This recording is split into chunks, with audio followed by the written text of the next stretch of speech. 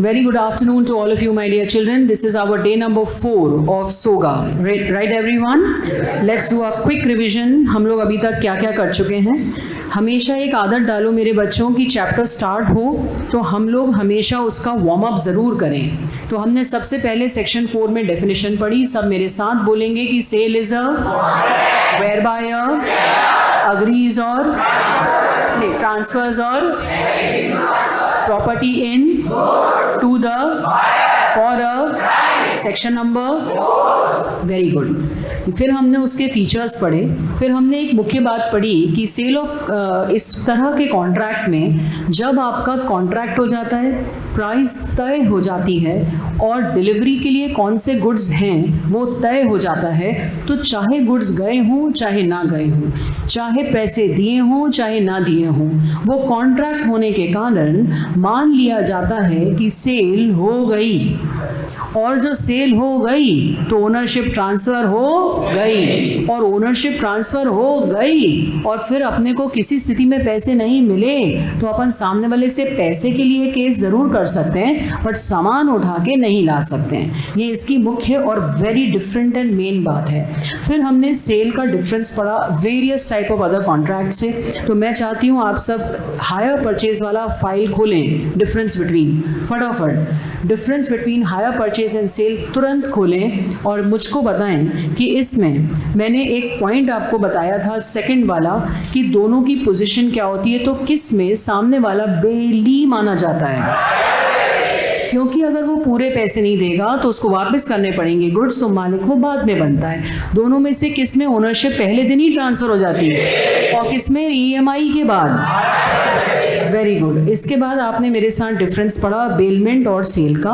मैं चाहती हूँ कि बेलमेंट और सेल में आप आइए कंसिडरेशन वाले पॉइंट पर, किसमें फ्री में भी और पैसों में, दोनों में हो सकता है.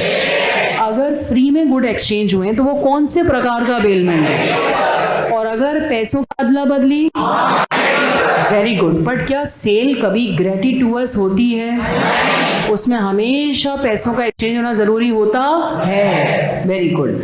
इसके बाद हमने नेक्स्ट पॉइंट अपना पढ़ा सेल और agreement for sale. Very very important point. दोनों में से किस में ओनरशिप बाद की डेट पे ट्रांसफ़र होती है, किस में तुरंत होती है, किस में कोई कंडीशन पूरी होने के बाद होती है. एग्रीमेंट टू सेल में अगर गुड्स का मेन डेट के पहले लॉस हो जाए तो कौन सहन करता है, और सेल में भले ही गुड्स रखे कहीं भी हों, सेल होने के बाद का नुकसान कौन सहन करता है. Very good. तो ये डिफरेंस भी आप पढ़िएगा. एक का सेक्शन है 4 सबसेक्शन 1 और एक का है 4 सबसेक्शन 3. तो अभी तक तो आप काफ़ी अच्छा पढ़ रहे हैं. ऑक्शन सेल का सेक्शन नंबर क्या है? ऑक्शन सेल आप लोगों को अपने मॉड्यूल में पूरा टॉपिक खत्म होने के बाद आखिरी में मिलेगा. इसलिए मगर हम लोग वैरायटी पढ़ रहे थे तो इसलिए हमने अभी पढ़ लिया. इसमें मुझे बताइए ऑक्शनियर के गुड्स हैं या ओनर के? ऑक्शनियर और ओनर का रिश्ता क्या कहलाता है? एजेंट. वो उसका एजेंट है. ऑलराइट. जो लोग आके नीलामी लगाते हैं उनको क्या कहते हैं? तो जब कोई बिड करता है, किसको मौका मिलता है वो कॉन्ट्रैक्ट करने का? जब कोई बिड लगाता है तो जो ऑक्शनियर है वो बोलता है कोई बिड पे 1001, 1002, 1003, तो हैमर गिरने के बाद कॉन्ट्रैक्ट होता है या पहले? तो जस्ट हैमर गिरने के पहले बोली लगाने वाला पीछे हटना चाहे तो हट सकता है. हाँ, तुम ऐसे बोल रहे थे. हाँ बोले या ना बोल? हाँ, क्योंकि तब तक कॉन्ट्रैक्ट नहीं हुआ है. All right. उसके बाद क्या प्रिटेंडेड बिडिंग अलाउड होती है? प्रिटेंडेड माने नकली बन के बिडिंग करना. तो जब पता चलता है तो वो वॉइडेबल कॉन्ट्रैक्ट हो जाता है. इसके अलावा क्या ऐसा हो सकता है कि रिजर्व प्राइस के नीचे गलती से हैमर गिर जाए तो कॉन्ट्रैक्ट होगा कि नहीं होगा? Very good. अब हम बिल्कुल सरल डेफिनेशंस पे आ रहे हैं, जो डेफिनेशन एग्जाम में डायरेक्टली आती भी नहीं है, बट हमें नोट्स कंप्लीट करने हैं तो हम लिख रहे हैं. बताइए, सेल के कॉन्ट्रैक्ट में एक पार्टी होती है या दो? जो खरीदता है उसे क्या बोलते हैं? जो बेचता है. तो बस बायर का सेक्शन है 2(1). और सेलर का सेक्शन है 2 सबसेक्शन 13। तो एक एक लाइन की जगह छोड़ दीजिए, बस मात्र एक लाइन की डेफिनेशन है, याद भी करने की जरूरत नहीं है, कॉमन सेंस से लिख दीजिएगा। The one who purchases the goods is called buyer and the one who sells the goods is called seller. Alright, तो बस इसके लिए जगह छोड़ दीजिए और अब आ जाइए वेरी इंपॉर्टेंट डेफिनेशन पर जो आपको मेरे साथ पढ़नी है, goods. Each of you please now just focus on this definition. ये हमको कंठस्थ से याद करनी है। ये डेफिनेशन जो हम आज सुन रहे हैं ये हमको इंटर में जीएसटी पढ़ने समय तक भी काम आएगी, तो इसलिए आप लोग लिखिएगा। अब बाद में पेन नीचे कर दीजिए, सबके पास नोट्स हैं और बहुत छोटे छोटे मैंने नोट्स बनाए एकदम क्रिस्प और काम के, बस वो आपको लिखना है। अभी आप सुनने पे फोकस करिए। गुड्स क्या होते हैं? सीधे बैठिए सब, जितने लोग घर पे भी बैठे हैं, उम्मीद करती हूँ डेस्क और बेंच या टेबल या डाइनिंग टेबल कहीं बैठे हैं, बिस्तर पे लेट के नहीं पढ़ रहे हैं। विद्या तभी हमारे दिमाग में आती है जब हमारी रीढ़ की हड्डी सीधी पोजीशन में हो। रेस्ट पोजीशन में हमारा ब्रेन अब्जॉर्ब ही नहीं करता। आपको लगता है कि समझ आ रहा है बट वो रुकता नहीं है ब्रेन में, तो इसलिए सब सीधे बैठिए। 2 सबसेक्शन 7 गुड्स की बात करता है। गुड्स शब्द का मतलब है जो सामान हम बेच रहे हैं वो मूवेबल प्रॉपर्टी कहलाती है गुड्स। क्या ये बिल्डिंग गुड्स में आती है? क्योंकि ये अचल संपत्ति है, ये चल नहीं सकती, तो इसे क्या बोलते हैं? अचल संपत्ति, इमूवेबल प्रॉपर्टी। वो गुड्स नहीं है।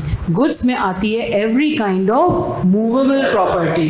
क्या ये मूव कर सकता है इधर से उधर? क्या ये जो डेस्क और बेंच जिस पे आप बैठे हैं ये मूव कर सकता है? क्या ये पानी का कंटेनर मूव कर सकता है? क्या ये सैनिटाइजर मूव कर सकता है इधर से उधर? तो ये सब क्या है? मूवेबल। तो इसको हम कहेंगे गुड्स, मगर इसमें 2 चीजें शामिल नहीं हैं, एक्शनेबल क्लेम और मनी। भारत का जो करेंसी है वो है रुपया। अगर उसी को हम गुड्स मान लेंगे तो फिर हम गुड्स के बदले में एक्सचेंज में क्या देंगे? इसलिए सरकार ने मनी को हमारे इंडिया के गुड्स नहीं माना। हाँ, अमेरिकन डॉलर हमारे लिए गुड्स है क्योंकि वो भारत की करेंसी नहीं है। हम अभी बात कर रहे हैं इंडिया की करेंसी INR, इंडियन रुपी, वो गुड्स नहीं है। ऑल्सो डेटर्स, एक्शनेबल क्लेम का मतलब होता है डेटर।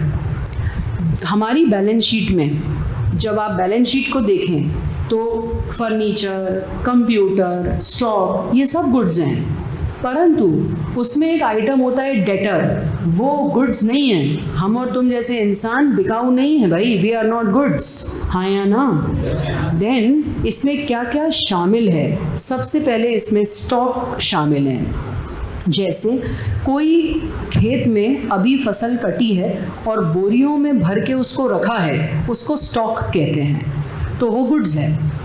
ऑल्सो शेयर्स भी गुड्स हैं। आप लोगों ने नेशनल इनकम एक टॉपिक 12th में पढ़ा होगा इकोनॉमिक्स में, तो इकोनॉमिक्स में शेयर्स गुड्स नहीं हैं बट यहाँ हैं। तो ऐसे अलग अलग लॉ में भाषा बदलती जाती है, व्याख्या बदल जाती है। देन ग्रोइंग क्रॉप्स, किसी खेत में अगर फसल उग रही है तो वो जो फसल है वो क्यों गुड्स है? क्योंकि हम इसको कुछ समय बाद, हंसिया देखा है ना, हंसिए से काटेंगे और फिर काटने के बाद इसको बेचेंगे, तो वो बस कटने ही वाली है अभी फसल, तो ये फसल भी क्या है? गुड्स। साथ ही साथ अगली इस बात सुनिएगा, things attached to and forming part of land agree to be severed before और आफ्टर सेल। अब इसका मतलब क्या है देखिएगा, जैसे कि एक हैंडपंप है। अब गदर पिक्चर में आपने हैंडपंप देखा था?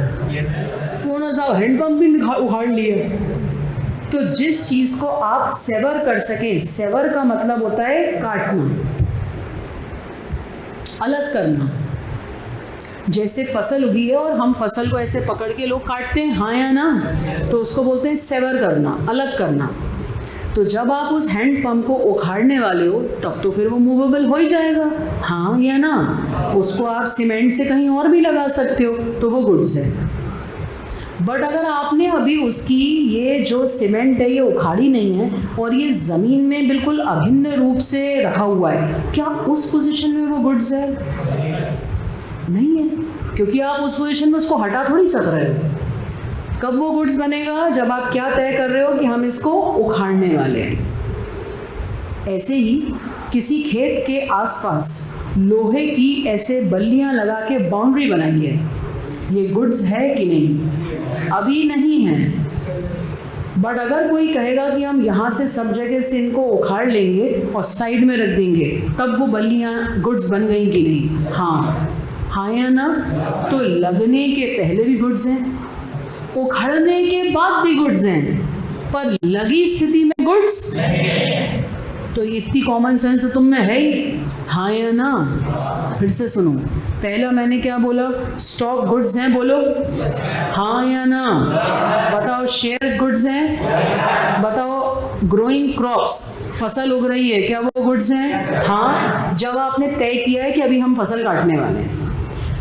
और उसके बाद things attach to and forming part of land agreed to be severed before और आफ्टर सेल। चाहे पहले आप कह रहे हो हम इसको अलग करके देंगे, चाहे बाद में कह रहे हो पर आप अलग करने की बात कर रहे हो, तो यस इट इज गुड्स, हाँ या ना?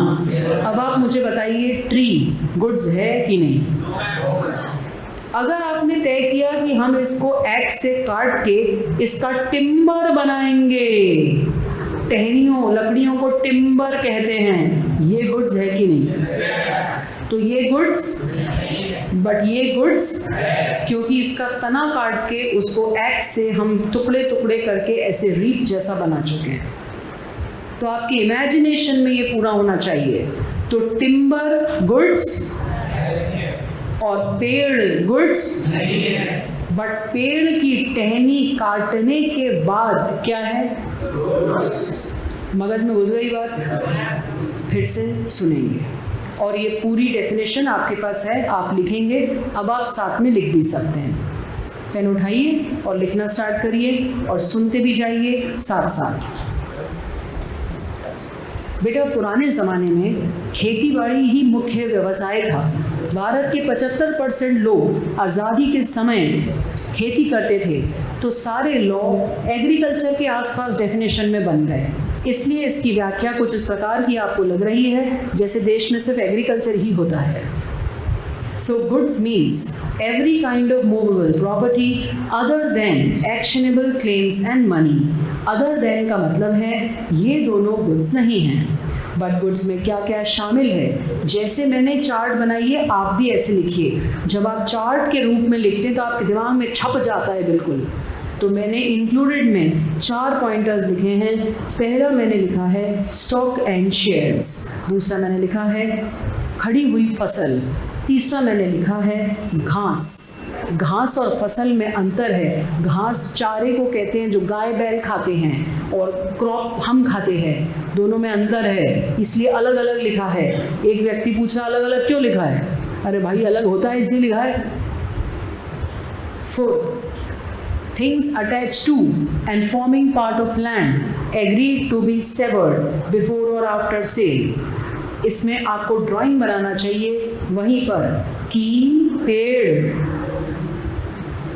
गुड्स नहीं हैं, बट वही पेड़ को कट करके टहनी का रूप दे दिया और उसको टिम्बर कहा, तो टिम्बर गुड्स है। अरे मेरी माँ ग्रास में क्या लगा है तुम्हें क्या बताना है? बताओ। घास को ग्रास कहते हैं बच्चा, क्या चाहिए तुमको बताओ? What do you know? You don't know what is grass?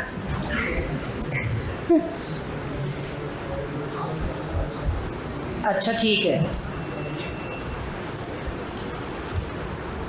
Screen shift कर दीजिए प्लीज। लीजिए स्क्रीन शिफ्ट कर दी। यात्रियों से अनुरोध है कि कृपया करके अपने ग्रुप को ध्यान से देखें और अगर समय पर ग्रुप में कोई चीज़ ना आए तो एकेडमिक इंचार्ज से रिक्वेस्ट करें। यात्रियों से अनुरोध है कि अपने सीट बेल्ट को खुद ही लगाना पड़ता है, कनुआर लगाने नहीं आता है।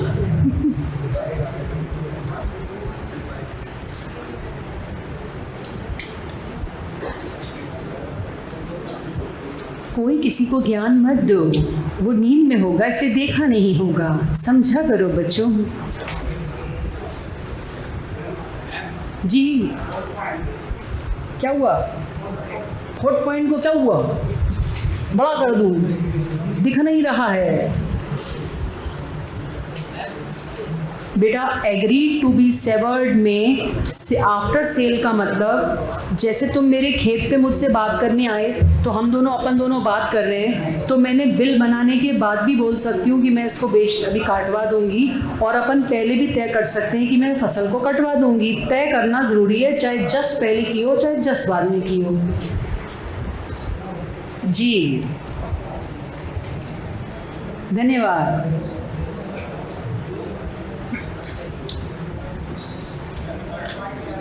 थर्ड पॉइंट क्या है? ग्रास। अरे एंड मतलब 4th वाला पॉइंट। अरे यार तुम दिल के इमोशन को ही नहीं समझते यार। हाँ थैंक यू। चलिए लिख लिया सबने, गुड्स। अब आपको इससे ये समझना चाहिए कि किसी भी डेफिनेशन को अगर आप ऐसे टुकड़ों में स्प्लिट कर लेते हैं तो आपके दिमाग में वो छप जाती है। बताइए नीचे कौन सी 2 चीज़ें जो पार्ट नहीं है गुड्स का? Actionable claims and money. और 4 कौन सी चीज़ें जो पार्ट हैं? Stock, shares, grass, things attach to and forming part of land before और आफ्टर सेल। एवरीबडी डन यहाँ तक? आगे पढ़िएगा। अब गुड्स कितने प्रकार के होते हैं जल्दी से चार्ट बनाइए। 3 प्रकार के गुड्स होते हैं, एग्जिस्टिंग, फ्यूचर एंड कंटिंजेंट। फटाफट 3 प्रकार के गुड्स होते हैं, एग्जिस्टिंग, फ्यूचर, कंटिंजेंट। आपस की बातचीत को विराम दीजिए। ओल्ड कॉइन्स जो आज की डेट में यूज़ नहीं हो रहे वो गुड्स हैं। राजा महाराजाओं के समय पे इंडिया में चांदी के, सोने के, प्लैटिनम के, तांबे के, कांसे के सिक्के चलते थे, अब वो नहीं चलते एज रुपी, तो वो गुड्स हैं। बस भारत की करेंसी को छोड़ के बाकी टाइप का मनी इज गुड्स। फटाफट existing, future, contingent. Existing, future, contingent. existing, future, contingent, existing, future, contingent। अब आप पेन को विराम दीजिए। रुकिए, पहले मैं समझा दूं, फिर आपको लिखने में सरलता होगी। सब मेरे बात को ध्यान से सुनेंगे। एग्जिस्टिंग गुड्स का मतलब है, अब लिखना नहीं, टाइम अप। मौजूदा गुड्स, मैंने आपसे कहा मैं आपको सैनिटाइज़र की एक बॉटल बेचूंगी, तो बताइए अभी ये अस्तित्व में है कि नहीं? तो इसको कहेंगे एग्जिस्टिंग गुड्स। जो गुड्स सेल करने के समय पर अस्तित्व में आ चुके हैं, यहाँ रखे हैं, नीचे वाले कैबिन में रखे हैं, ऊपर वाली छत पे रखे हैं, बाजू वाली बिल्डिंग में रखे हैं, रखे कहाँ हैं उससे मतलब नहीं है, बट जिंदगी में आ चुके हैं। अबे शायरी नहीं आती तुम लोगों को यार, सेंटेंस ही कंप्लीट करना नहीं जाना तो एग्जिस्टिंग गुड्स का मतलब क्या होता है? जो अस्तित्व में आ चुके हैं। अब एग्जिस्टिंग के बाद रुको, फ्यूचर। बिना मेरे एक्सप्लेन करे तुम्हें स्पष्ट है कि मैं अगर एक किसान हूँ और ये मेरा खेत है, मैंने यहाँ पर अभी बीज बोए हैं, बीज में से निकला भी नहीं है पौधा, और तुम मेरे खेत पे आओ। अब पीछे वाले को बोला तुम टी शर्ट का नहीं पहन के आए, गलती हो गई, गीली हो गई, अच्छा कोई बात नहीं, लॉयल्टी तो इसको कहते हैं, गीली भी पहनाते। अरे रुको तो, सब्र करो। तो तुम मेरे खेत पे आए, तुमने कहा मैडम आपने अपने यहाँ पर खेत में क्या सब्जी या धान उगाया है? मैंने कहा भाई हम तो भिंडी के शौकीन है, भिंडी के बीज उगाए हैं, तो अभी 3 महीने में भिंडी आ जाएगी। तो तुमने कहा आपके खेत में इस बार जितनी भी भिंडी उगेगी वो पूरी भिंडी मैं खरीदूंगा, बोलो। तो अभी भिंडी दिख रही है खेत में, मगर बीज और होने, तो जो गुड्स भविष्य में उत्पन्न होने वाले हैं उन्हें क्या कहेंगे? तो जो गुड्स अभी हैं ही नहीं उनकी ओनरशिप ट्रांसफर करना पॉसिबल है क्या? तो ओनरशिप आज ट्रांसफर होगी या भटूरे में? तो उसे क्या बोलेंगे? अबे तुम्हारी तो एग्रीमेंट फॉर सेल बोलेंगे कि सेल?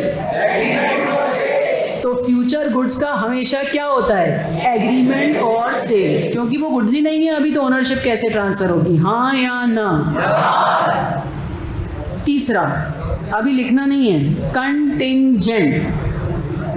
कंटिंजेंट का मतलब होता है जो चीज किसी भविष्य की घटना पे आधारित होती है, जैसे तुम खड़े जाओ बच्चों लास्ट बेंच,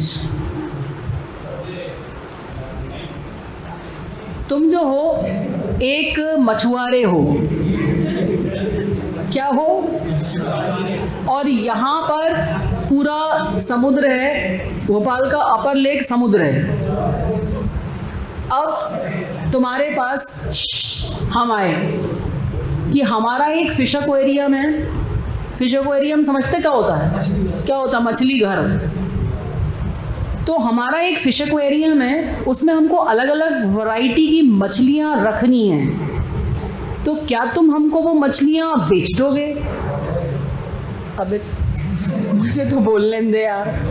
तो तुमने कहा मैडम अभी मैं समुद्र में जाऊँगा, अगर वहाँ पर तूफान नहीं आया तो मैं मछली लाऊंगा और आपको दूंगा। तो क्या आज जब हम तुम दोनों तय कर रहे हैं मछली का लाना परफेक्टली सेट है कि नहीं? तो ये निश्चित अभी है नहीं। ये किस बात पे निर्भर है? तूफान पे। तो ये गुड्स कौन से हो गए? कंटिंजेंट। तो बताओ इसका भी सेल हुआ है या एग्रीमेंट फॉर सेल? क्योंकि जब मछली नहीं है अभी तो ओनरशिप ट्रांसफर कैसे होगी? क्या आपको बात समझ में आई? क्या बात समझ में आई? बताइए, एग्जिस्टिंग गुड्स का मैंने आपको क्या एग्जाम्पल दिया? बताइए, भटूरे गुड्स का मैंने आपको क्या एग्जाम्पल दिया? भिंडी। और कंटिंजेंट का याद रहेगा सबको, अभी सीखिए, कोई लिखना नहीं है। अब ये जो एग्जिस्टिंग गुड्स हैं ये 3 प्रकार के होते हैं बच्चों। कितने? इसमें सबसे पहला है अनअसर्टेन और उसी का उल्टा है असर्टेन। तो पहले मैं असर्टेन बताती हूँ, तो मुझे लगता है सभी समझ गए होंगे। मैं कहाँ गई? सब्जी लेने। क्या लेने? भिंडी। किसके लिए? तो मुझको सर को क्या खिलानी थी? भिंडी। तो मुझे भरमा भिंडी बनानी थी। भरमा भिंडी जो होती है वो ऐसी छोटी छोटी प्यारी प्यारी भिंडी को बीच में से काटते, उसमें मसाला भरते हैं और फिर उसको पकाते हैं। अरे अभी भिंडी खा नहीं सकते भाई, तो पूरा उसका आनंद तो ले लो ख्वाब में। तो मैं गई सब्जी वाले के पास और मैंने उसको बोला कि भैया टोकरी देना। टोकरी देना भैया। ये इन्होंने टोकरी दी। अब हमने उसमें से भिंडी, तुम्हें भिंडी अच्छी लगती तुम क्लास में हट जाओ। तो उसमें से मैंने देख देख के, बताओ, प्यारी प्यारी छोटी छोटी ताज़ी ताज़ी भिंडी छाटी। तो ये जो छटी हुई भिंडी है, इसे क्या बोलते हैं? Ascertain goods. असर्टेन गुड्स का मतलब है मैम ने सर के लिए भिंडी अलग से रखी ढेर में से, उसे क्या बोलते हैं? असर्टेन। असर्टेन का मतलब मैंने सर्टेन कर लिया कि ये वाली भिंडी मेरे को चाहिए। क्या ये आपको याद रहेगा? अब एग्जाम्पल 2, अनअसर्टेन। मैं गई आलू लेने। अरे यार यार भैया चौमासा चल रहा है। टमाटर। तुम्हें नहीं पता ये पूछे चौमासा क्या होता है? हम जैन लोग आलू नहीं खाते हैं, समझ गए? तो वो बिल्कुल ही नहीं खाते हैं। ये जो 4 महीने का पीरियड होता है ना, इसमें तो बिल्कुल नहीं खाते। मतलब पापी हैं हम लोग अगर खा ले तो। हाँ, अरे तुम मेरी बात सुनो, टमाटर है, आलू नहीं है। आलू किसको लग रहे हैं?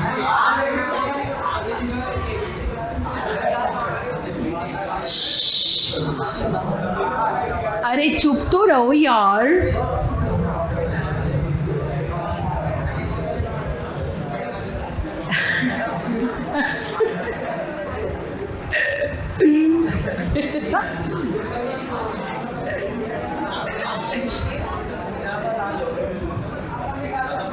अरे यार चुप तो रहो यार तुम लोग। तो हुआ ये कि मुझको सूप बनाना था, टमाटर का। क्या बनाना था? सूप। किसका? टमाटर का। तो मुझे ना 5 किलो टमाटर चाहिए थे। अब मैं वहाँ पे गई, वो क्या बोलते हैं उसको, सब्जी बाजार में। तो अरे मैं गई थी, तुम काय को बकर कर रहे हो यार। तो मैं जब वहाँ पे गई तो वहाँ बहुत भीड़ थी। तो मैंने सोचा कि मैं इतना सारा 5 किलो टमाटर लेके, कोने पे ही उसकी दुकान थी, वहाँ से बाहर अंदर जाऊँगी, अंदर से बाहर। तो मैंने उसको कहा, भैया खड़ा भैया तुम्हारी इस दुकान है, भैया मेरे को 5 किलो टमाटर चाहिए, तो आप अभी तोल के दे रहे हो या मैं बाद में आऊँगी तब? पर भैया मेरे को पूरा उठा के ले जाना पड़ेगा, और फिर बड़ा बारिश हो रही, कीचड़ भी हो रहा है, कहीं पाँव फिसल गया टमाटर का, यहीं पे सूप बन गया। तो आप एक काम करना, 5 किलो मेरे लिए संभाल के रखना। क्या इन्होंने उसी वक्त 5 किलो टमाटर मेरे लिए उस ढेर में से छांटे? इन्होंने कहा जब मैम आप आएंगी मैं रखूंगा इसी ढेर में से, आप तब ले लेना। तो ये अब छांटे कि नहीं छांटे?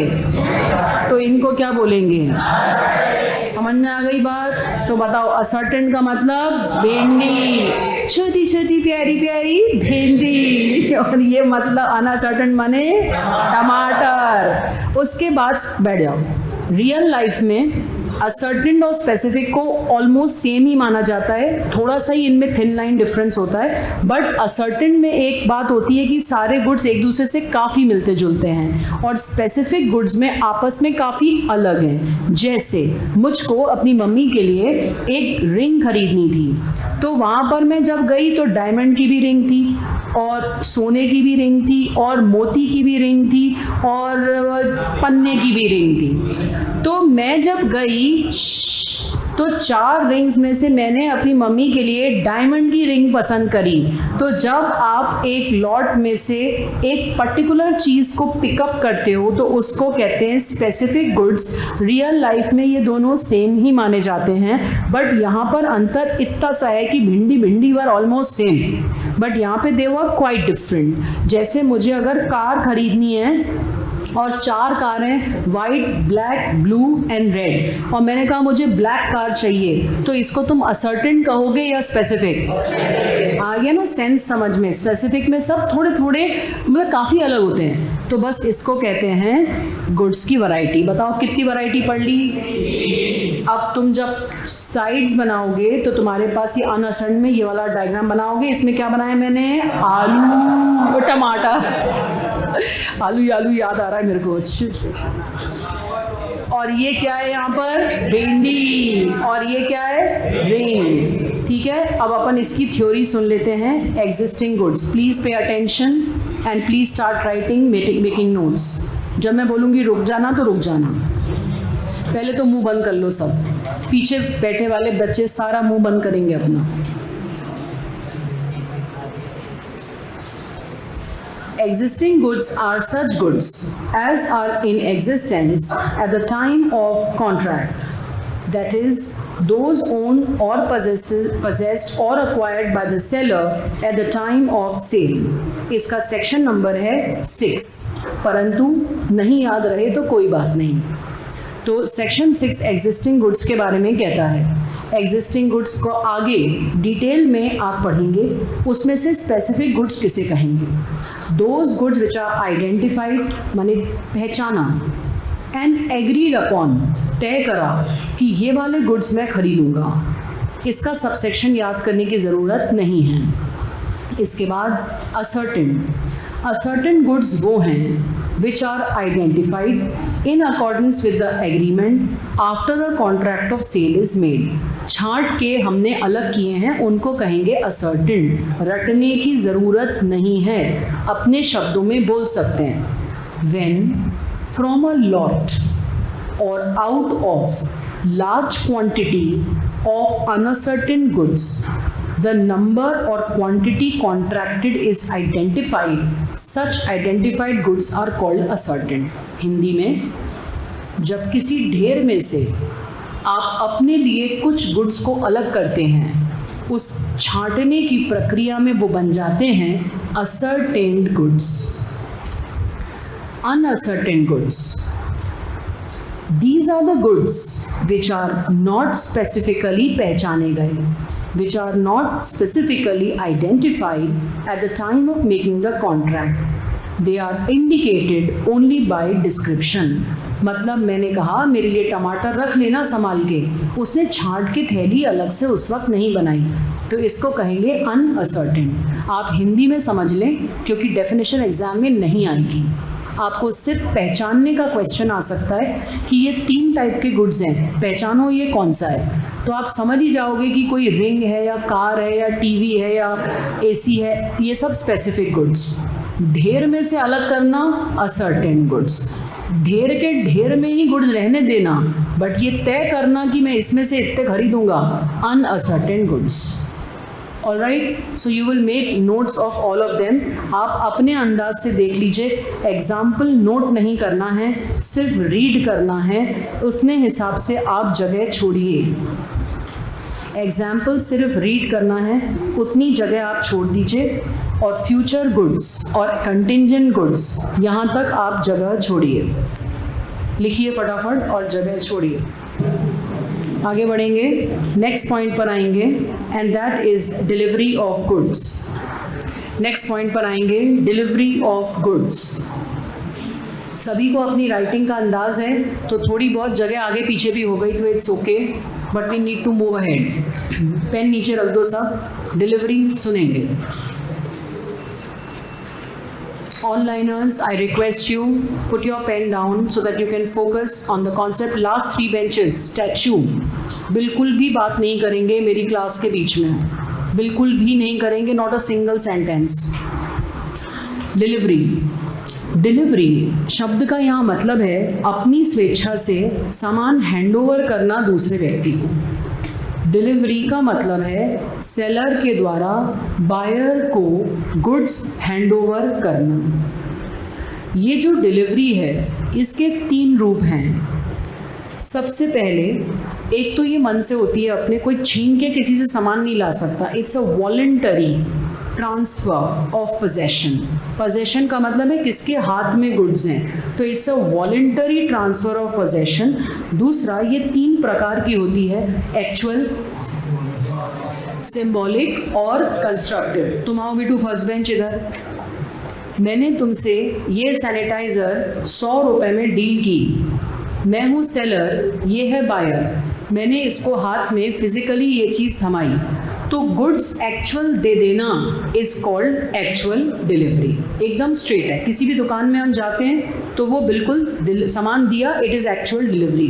परंतु इसकी जगह, बेटा गाड़ी की चाबी है किसी के पास, इसकी जगह मैंने तुम्हें, आ जाओ इधर, डेस्क हटा के आ जाओ, मैंने इसको 2 व्हीलर सेल करी। कौन सी गाड़ी है तेरी? एक्टिवा। तो क्या मैं इसको पूरी एक्टिवा उठा के ऐसे देती? तो मैंने इसको एक्टिवा की जगह क्या दिया? तो ये चाबी मेरा इसको देना इस बात का संकेत है कि मैंने कंट्रोल इसको दे दिया, तो that is called symbolic delivery. Symbol की तरह कुछ देना, ठीक है। दूसरा एग्जाम्पल देती हूँ, तुम ये ले जाओ, वो कागज़ दो। सपोजिंग मैं हूँ एक सेलर और ये है बायर, मैं दिल्ली से इसको ट्रेन से कुछ फर्नीचर भेज रही हूँ। ये भोपाल में है, मैं दिल्ली में हूँ। अब दिल्ली से जब रेलवे स्टेशन के थ्रू मैंने सामान भेजा, तो ये भोपाल में रेलवे स्टेशन पे जाके क्या प्रूफ दिखाए कि ये जो सामान उतर रहा है इस गाड़ी में से ये मेरा है। इसके लिए मैंने इसको पोस्ट से एक रेलवे रिसीट भेजी। रेलवे रिसीट एक प्रकार का बिल होता है जिसको बोला जाता है डॉक्यूमेंट ऑफ टाइटल। तो मैंने 2 काम किए, ट्रेन में फर्नीचर रखवा के मालगाड़ी से भिजवाया और इसको ईमेल पर या फिर चिट्ठी से बिल ऑफ लेडिंग भेजा। इसके नाम बहुत सारे हैं, इसको डॉक्यूमेंट ऑफ टाइटल कहते हैं, इसको रेलवे रिसीट भी कह सकते हैं। इस कागज़ को दिखाकर ये जब रेलवे स्टेशन में बोगी इंचार्ज के पास गया तो उन्होंने इसके हाथ में सामान देखा, कागज़, उस पर इसी का नाम लिखा था, सामान का डिस्क्रिप्शन था, जो डब्बा होता है उस पर का जो नंबर इसके कागज़ पे था वही वो डब्बे पे रखा था। तो उन्होंने डब्बा उठा के इसको दे दिया।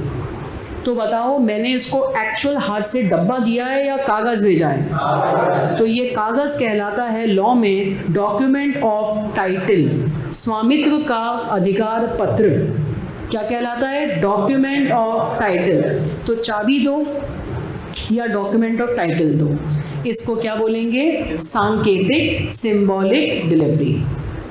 तीसरा है कंस्ट्रक्टिव डिलीवरी। ध्यान से सुनेंगे, इसका मतलब क्या है। तुम तीनों आ जाओ, 1 2 3, ये वाले 1 2 3, जल्दी आ जाओ फटाफट। नहीं, 2 ही बहुत है, हाँ 3 चाहिए, तीनों आ जाओ।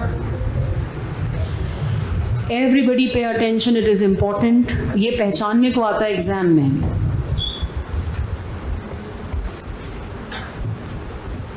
बच्चे तुम, एक गोडाउन है, अब हम लोग चारों एक गांव में रहते हैं। कहाँ रहते हैं? गांव में। उस गांव में फसल रखने के लिए एक वेयर हाउस है। आप लोगों ने हाईवे पे देखा होगा ना कि गांव में लोगों के खुद के गोडाउन अगर छोटे होते हैं, बड़े जागीरदारों की बात अलग है, छोटे किसान ऐसे बड़े वेयर हाउस में अपना सामान रखाते हैं ताकि पानी, चूहे, टर्माइट्स इन सब से बच सकें। हाँ या ना? तो हमारे गांव में एक ही गोडाउन है बस, और तुम उसके इंचार्ज हो। तो तुम वहाँ चले जाओ गोडाउन के पास। अब तुम दोनों गांव में मेरे ही तरह किसान हो। मैं थोड़ी बड़ी किसान हूँ, तुम रिटेलर टाइप के हो जो यहाँ मुझसे सामान लेके शहर जाके बेचते हो। पिक्चर क्लियर है सबको? हाँ या ना? तो मैंने तुम्हें 5000 बोरी गेहूँ बेचा। कितना? 5000 बोरी। और तुम्हें मैंने बेचा 1000 गेहूँ, 1000 बोरी चावल। मेरे गेहूँ और चावल उसके वेयर हाउस में रखे थे। अब हम तीनों वहाँ पहुँचे। मैंने कहा भैया ए और बी, ये 2 लोग हैं, मैंने 5000 जो मेरे गेहूँ रखे थे पूरे इनको बेच दिए हैं और चावल इनको बेच दिए हैं। तो अब ये जो गुड्स हैं ये मेरे नहीं हुए, ये इनके हुए। तो बताओ क्या गोडाउन में से पहले गेहूँ चावल निकले और इनके हाथ में गए और इन्होंने वापस रखवाए? तो बताओ वो वहीं के वहीं रहे या नहीं? और वहीं के वहीं होते हुए ही क्या मान लिया गया कि डिलीवरी हो गए। इसको कहते हैं कंस्ट्रक्टिव डिलीवरी। कंस्ट्रक्टिव का मतलब जो वास्तविकता में नहीं हुई है बट मान लिया गया कि हो गई है। अब तुमने क्या किया? तुमने एक पर्ची पे लिखा इस गोडाउन के 5000 बोरी गेहूँ एक हैं, और वो पर्ची इसको दे दी। और तुमने कहा इस गोडाउन के 1000, तुम्हारे गोडाउन में बहुत बड़ा गोडाउन, बहुत सामान है, 1000 चावल की बोरी इनके। तो बताओ अगर ये किसी दिन वहाँ पर नहीं है, इनका कोई वर्कर भी है, ये लोग जाके अपनी पर्ची दिखाएंगे तो सामान मिल जाएगा कि नहीं? तो बताओ मैंने इनको एक्चुअल में सामान दिया या कंस्ट्रक्टिव डिलीवरी कहलाई? आप लोगों का एग्जाम्पल समझ में आया? आपको पूरा याद रहना चाहिए क्योंकि एग्ज़ाम में पहचानने को आता है। आप बताइए वेयर हाउस कीपर की क्या हुआ इस एग्जाम्पल में?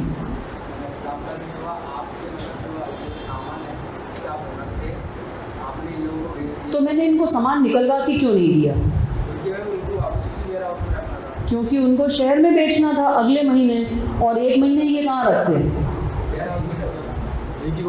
फिर क्या हुआ? आपने इनको बेचा और तब तक 1 महीने के लिए मेरे पास था। और पहले किसके पास था? बाद में भी किसके पास था? तो डिलीवरी कैसे हो गई? बाद में निकालेंगे सामान तब नहीं होगी। जिस दिन हम तीनों तुम्हारे पास आए उसी दिन डिलीवरी हो गई। यही तो पढ़ रहे हैं। डिलीवरी बाद में होगी या अभी हो गई? इसीलिए उसे क्या कहेंगे? कंस्ट्रक्टिव। अब मैंने गुड्स बेच दिया और डिलीवरी हो गई। 3 दिन बाद गोडाउन में आग लग गई। नुकसान किसका हुआ? इन दोनों का। ओनरशिप किसकी थी? मेरी तरफ से तो सेल और डिलीवरी भी। क्लियर है? तुम बताओ कैसा होंगे? तुम माइक पे बताओ। ये लो, बोलो। शांत। क्या समझ में आया तुम्हें, बोलो। आपने गुड्स बेच दिए थे, हाँ, उसके बाद आग लगी। नहीं आग की बात नहीं हो रही, कंस्ट्रक्टेड डिलीवरी में क्या हुआ? आपने कुछ बेच दिए थे हमारे पास, इनके वेयरहाउस में रखे हुए थे, डिलीवरी आपने कर दी थी, लेकिन हमें इन्हीं के वेयरहाउस में रखनी थी क्योंकि इन्हीं वेयरहाउस का गाँव है। तो क्या हमने फिजिकली उठा के आपको पूरी बोरियां दी? नहीं, तो बोरियां कहाँ रही? जहाँ वो पहले थी वहीं रही। तो डिलीवरी एक्चुअल हुई कि कंस्ट्रक्टिव? और अगर हम इन्हें 1000 बोरी निकलवा के दे देते, ये कहते मुझे तो आज ही शहर भेजना है, तब क्या होगा? एक्चुअल। आपकी वाली कंस्ट्रक्टिव, इनकी वाली एक्चुअल। क्लियर है? आप बताओ माइक लेके, क्या समझ में आया आपको? अगर आप मेरे को अभी बोरी दे देती तो एक्चुअल डिलीवरी हो जाती है, और अगर आपने बोलने को 1 महीने बाद भेजना है और वो वहीं पर रखी है तो constructive delivery. Good. Constructive delivery में जिस आदमी के पास गुड्स रखें उसका हाँ भरना ज़रूरी है कि नहीं, कि मेरे नहीं अब आपके हैं? तो एक्नॉलेजमेंट बोलते हैं इसको। एक्नॉलेज करने का मतलब वो हाँ बोल रहा है कि हाँ मेरे पास जो गुड्स हैं वो किसके हैं। ठीक है, अब अपन इसको पढ़ लेते हैं। अरे यार तुम चुप कर आए, 2 गोडाउन हुए तो निकलवा के रख देंगे दूसरे गोडाउन में, फसार फसार फसार। एक्चुअल और कंस्ट्रक्टिव सुन लीजिए। Actual, when the goods are physically delivered to the buyer or third person as per the instruction of buyer. Actual का मतलब है वास्तविकता में गुड्स हैंडओवर किए गए। Constructive, when transfer of goods is effected without any change in the custody. Custody का मतलब है जहाँ वो पहले थे अभी भी वहीं हैं। और एक्चुअल पोजीशन ऑफ गुड्स, फिर से सुनो। When transfer of goods is effected मतलब किया गया है without any change in the custody और actual position of goods.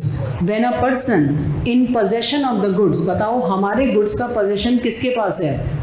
warehouse belonging to the seller acknowledges to the buyer that he holds the goods on buyer's behalf. इस line का मतलब कौन समझाएगा? हाथ उठाओ, पढ़ो लाइन ध्यान से, इसका मतलब क्या है? यस बेटा बोलो।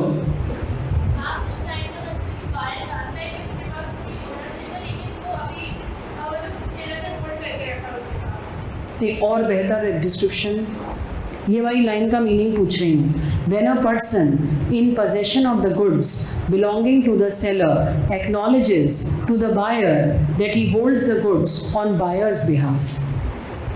Yes बेटा।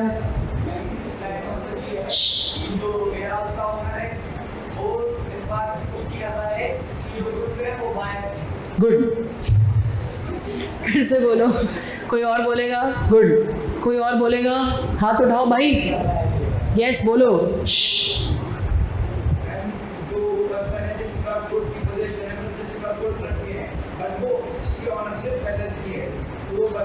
सेलर की कि अब बायर की हो चुकी है?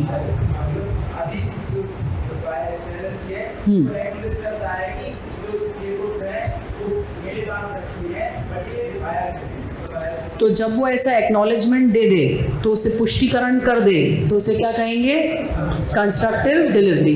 तो वो 1 महीने बाद निकालने गया बायर, वो वाले दिन की डिलीवरी मानी जाएगी कि अभी?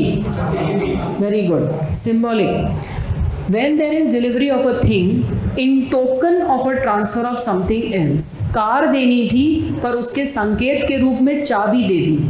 फर्नीचर देना था पर उसके संकेत के रूप में कागज, डॉक्यूमेंट ऑफ टाइटल दे दिया, तो इसको कहते हैं सिंबॉलिक डिलीवरी।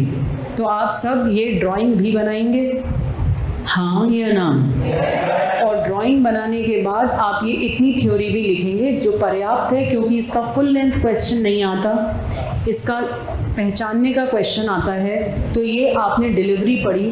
अब इसमें एक मैंने शब्द यूज़ किया, डॉक्यूमेंट ऑफ टाइटल। इसका हिंदी में मतलब है स्वामित्व का पत्र। जैसे अगर डॉक्यूमेंट ऑफ टाइटल के विभिन्न प्रकार के नाम हैं, जैसे बिल ऑफ लेडिंग, एक टेक्निकल वर्ड है। शिप से जब सामान आता है तो उसको कहते हैं bill of lading. Dock warrant, ये भी जैसे शिप से सामान आता है तो डॉक मतलब लंगर डालती है शिप, फिर वहाँ पे सामान रखा रहता है, आप अपना जाके ले सकते हो स्टोर से, that's called bill of lading. Warehouse keeper का सर्टिफिकेट, रेलवे की रसीद, मल्टी मॉडल ट्रांसपोर्ट डॉक्यूमेंट, ये सब रटने की ज़रूरत नहीं है, ये सब कुछ एग्जाम्पल्स हैं जिनको हम कहते हैं डॉक्यूमेंट ऑफ टाइटल, स्वामित्व का प्रतीक।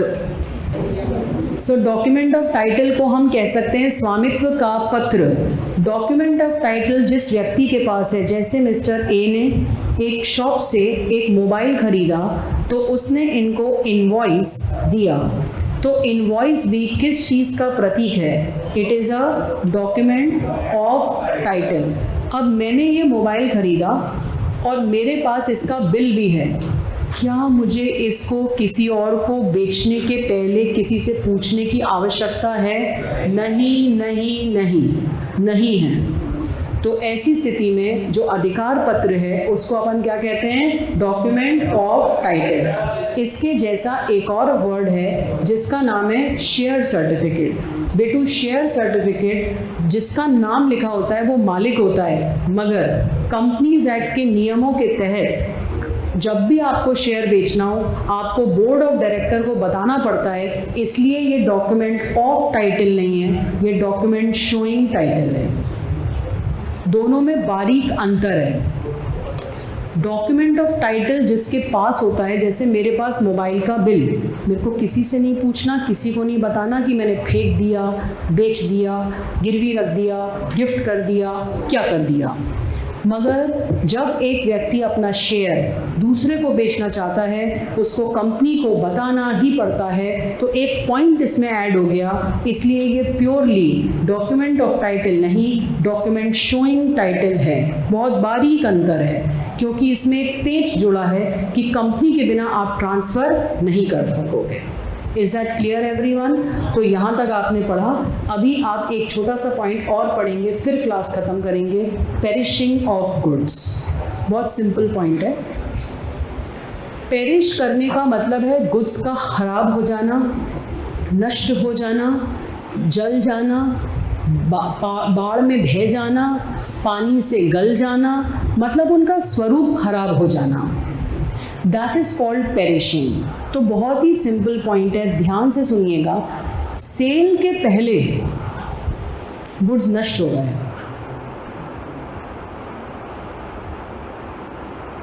ये पॉइंट आप इंडियन कॉन्ट्रैक्ट एक्ट में भी पढ़ेंगे। मुझे किसी को ये कैलकुलेटर बेचना था, मैं नीचे अपने कैबिन में बैठ के उस व्यक्ति से बात कर रही हूँ और यहाँ ऊपर हॉल में ये ऐसे गिर के नीचे टूट गया, मुझको नहीं पता, मैं नीचे हूँ, वो बायर है उसको तो बिल्कुल ही नहीं पता। तो अगर सेल के पहले ही गुड्स नष्ट हो जाएं, दोनों को नहीं पता, तो कॉन्ट्रैक्ट होगा कि नहीं होगा? क्योंकि इम्पॉसिबल हो गया ना, जो चीज़ नष्ट हो गई। आप लोगों ने इंडियन कॉन्ट्रैक्ट एक्ट में डे 1 पे पढ़ा था पॉसिबिलिटी ऑफ परफॉर्मेंस। जो चीज़ पूरी तरह टुकड़े टुकड़े हो चुकी वो बिकेगी कैसे? इसलिए कॉन्ट्रैक्ट क्या होगा? वॉइड। कॉमन सेंस पॉइंट है। क्या है कॉमन सेंस पॉइंट? गुड्स बिकने के पहले ही नष्ट हो गए तो नुकसान सेलर का और कॉन्ट्रैक्ट वॉइड। वॉइड का मतलब होता है यूजलेस, मीनिंगलेस, किसी काम का नहीं है। सिमिलरली एक और बात सुनिए, सेक्शन 8, मैंने किसी के साथ किया एग्रीमेंट टू सेल। मेरी दुकान है मोबाइल की, कोई आया बोला मुझे ब्लैक कलर का मोबाइल चाहिए, मैंने कहा मेरे पास सारे मोबाइल वाइट कलर के हैं, अगले हफ्ते आना, मैं तुम्हें मोबाइल कंपनी से बुलवा के दे दूंगी। बताओ ये सेल है या एग्रीमेंट टू सेल? सबको इतनी बात समझ में आने लगी। अब वो मेरे से बोल के गया ठीक है मैडम मैं अगले हफ्ते आता हूँ, तो हमारे अभी सेल हुआ है कि एग्रीमेंट? तीसरे दिन ही मेरी दुकान में शॉर्ट सर्किट हो गया और सामान निकल गया ऊपर, भल्ला को प्यारा हो गया। सेल तो अभी हुई ही नहीं थी, तो वैलिड है कि वॉइड? वॉइड। तो दोनों में एक ही बात है कि आंसर तो दोनों का है वॉइड, बस इसमें सेल जो है उसके जस्ट पहले हुआ है बट एग्रीमेंट भी नहीं हुआ था। बट यहाँ पे एग्रीमेंट तो हो गया था और सेल अभी होनी थी उसके बीच में। तो कुल मिला के मुद्दे की बात है कि दोनों ही केस में सेल के पहले तो गुड्स निपट गए ना, हाँ या ना? तो नुकसान दोनों में सेलर का और कॉन्ट्रैक्ट दोनों में वॉइड। सेक्शन नंबर 7 और 8। अब आप शांति से सब बैठे रहेंगे और फिर से बताएंगे सेक्शन की लिस्टिंग। बताइएगा सबसे महत्वपूर्ण सेक्शन इसमें नंबर 1 पे आपने क्या पढ़ा? सेक्शन 4 किस बात का था? अभी कोई उठेगा नहीं। इसके बाद ये जो मुख्य बात आपने पढ़ी थी कि कॉन्ट्रैक्ट होता कैसे है, सेल का मर्म कि भैया बिना पैसों के भी ओनरशिप ट्रांसफर हो जाती है, ये कौन से सेक्शन में पढ़ा? 5। उसके बाद सेक्शन 6 इतना महत्वपूर्ण नहीं है, पर आपने ये सारे डिफरेंसेस पढ़े। इन डिफरेंसेस में कोई मेजर सेक्शन नहीं था except for agreement to sale और सेल। बताइए सेल का सेक्शन क्या था? 4 सबसेक्शन 1 और एग्रीमेंट का 4 सबसेक्शन 3। इसके बाद आपने गुड्स की वैरायटी पढ़ी। सेक्शन 64 में आपने क्या पढ़ा? उसके बाद आपने गुड्स पढ़ा। गुड्स की डेफिनेशन है 2 सबसेक्शन 7, क्योंकि ये एग्जाम में डायरेक्ट क्वेश्चन आ सकता है टाइप ऑफ गुड्स और ये, इसलिए आप इसकी डेफिनेशन याद कर लीजिएगा। इसकी मतलब अंदर के एग्जिस्टिंग वगैरह सेक्शन 6 नॉट नीडेड। फिर आपने पढ़ा अभी मेरे साथ डिलीवरी। डिलीवरी का सेक्शन याद करने की ज़रूरत नहीं है। बताइए कितने तरह की डिलीवरी पढ़ी? 3। कौन कौन सी? उसके बाद आपने पढ़ा डॉक्यूमेंट ऑफ टाइटल, वो भी सिर्फ एक जनरल समझ के लिए है। और फिर आपने पढ़ा गुड्स का नष्ट हो जाना। 7 और 8। 7 है कि गुड्स बिकने के पहले हो गए पर एग्रीमेंट भी नहीं हुआ था, और दूसरा है एग्रीमेंट हो गया था बट सेल के पहले दोनों में ही कुल मिला के गुड्स नष्ट हो गए, तो वो क्या हो गया? वॉइड। Section number 7 and 8। इसी तरह के इन्फॉर्मेटिव वीडियोस देखने के लिए हमारे चैनल को सब्सक्राइब करें और लेटेस्ट वीडियोस को सबसे पहले देखने के लिए बेल आइकॉन को हिट करें। साथ ही लाइक और शेयर करना ना भूलें।